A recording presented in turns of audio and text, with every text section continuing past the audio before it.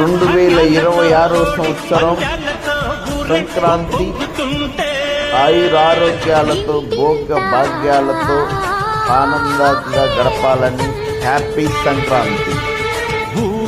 Happy happy Sankranti. కొత్త అల్లుళ్ళతో కొంటే మరదళ్లతో పొంగే హేమంత సిరులు.